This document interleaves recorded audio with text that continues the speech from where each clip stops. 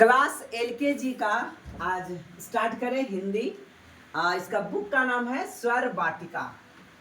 ठीक है, तो चलिए स्टार्ट करते हैं। स्वर वाटिका क्लास एलकेजी, यूकेजी नहीं, क्लास एलकेजी। इसमें क्या क्या कंटेंट्स हैं उसको देखते हैं। विषय सूची यानी कंटेंट्स, वर्णमाला, उसके बाद है दो वर्णों से बने अमात्रिक शब्द यानी जिसमें कोई मात्रा ना लगा रहे। फिर तीन वर्णों से चार वर्णों से बने अमात्रिक शब्द को देखेंगे। तो चलिए स्टार्ट करते हैं। सबसे पहले वर्णमाला, और ये वर्णमाला, चलो ये है वर्णमाला। वर्णमाला में स्वर, स्वर क्या होता है? क्लास एलकेजी का है तो ध्यान से देखिएगा छोटे बच्चे। स्वर वे वर्ण जिनकी मात्राएं लगाई जाती है उसे स्वर कहते हैं।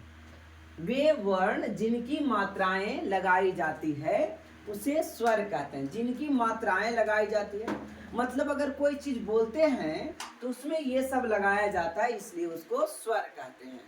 यानी कहा जाए तो किसी वर्णों की उच्चारण में अगर किसी और वर्ण की सहायता ना लिया जाए और किसी दूसरे अक्षरों की सहायता, वर्णों की सहायता नहीं लिया जाए तो उसे हम स्वर कहेंगे।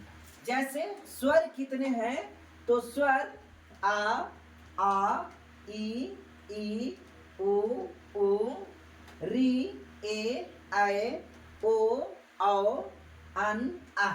कहीं कहीं इसे कहा जाता है आ, छोटी ई, बड़ी ई, छोटी ऊ, बड़ी ऊ, री, ए, ओ, अन, आ। और इसके अलावा और कहीं और क्या कहा जाता है? तो आ, ह्रस्व ई, दीर्घ ई, ह्रस्व उ, दीर्घ उ, री, ए, ओ, अन, आ। अगला है व्यंजन। व्यंजन क्या होता है? तो व्यंजन वे वर्ण जिनकी मात्राएं लगाई जाती है, यानी किसी के साथ होगा तो उसे व्यंजन बोला जाएगा। ठीक है, जैसे क, ख, ग, घ, अंग, ये क वर्ग है। इतना यहाँ से यहाँ तक के को बोलते हैं क वर्ग। क्या बोला जाता है इसे? क वर्ग। च, छ, ज, झ, इया, इसको बोला जाता है च वर्ग। ट, ठ, ड, ढ, टवर्गीना, इसको टवर्ग। ता, था, द, ध, न, प, तो इसको बोलेंगे यहाँ से लेकर के यहाँ तक को क्या बोलेंगे? तवर्ग। उसके बाद प, फ, ब, भ, म, इसको पावर्ग बोलेंगे। अब ये बच गया या, र, ल, व, तलाबी स, मूर्धन स, दंत स, ह, संयोगी छ, त्र और ज्ञ। तो यहाँ हम लोग कवर स्वर देखा और व्यंजन देखा। अब यहाँ पे सारा नहीं, इतना ही आपको स्वर है और ये व्यंजन है। इसके अलावा संयुक्त व्यंजन कौन कौन है ना? तो क्लास याद रखना है, क्लास एलकेजी का है। संयुक्त व्यंजन कौन कौन है? तो संयोगी छ, त्र, ज्ञ और श्रा, ये श्रा, टोटल संयुक्त व्यंजन 4 होते हैं। संयुक्त व्यंजन कितने होते हैं? 4 होते हैं। कौन कौन बोलिए? संयोगी छ, त्र, ज्ञ, श्रा।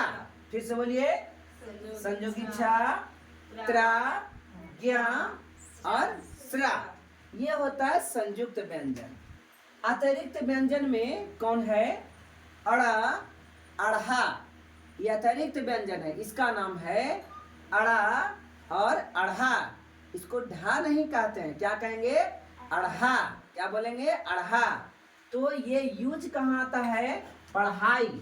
जैसे एक शब्द लिखा जाता है बच्चों, पढ़ाई, क्या लिखा जाता है? पढ़ाई, है ना? ये पढ़ाई नहीं है। अगर यहाँ ढा पे एक बिंदी आ गया तो इसको पढ़ा जाता है अढ़ाई। तो ये हो गया पढ़ाई। क्या हो गया? पढ़ाई। तो फिर से बोलिए, अतिरिक्त व्यंजन में कौन कौन है? अड़ा, और अढ़ा एक ही जैसा, अड़ा और अढ़ा। अब अंगा और अड़ा एक जैसा नहीं होता है, ठीक है ना। तो इसके अलावे हम लोग लेसन 1 कंप्लीट कर लिए।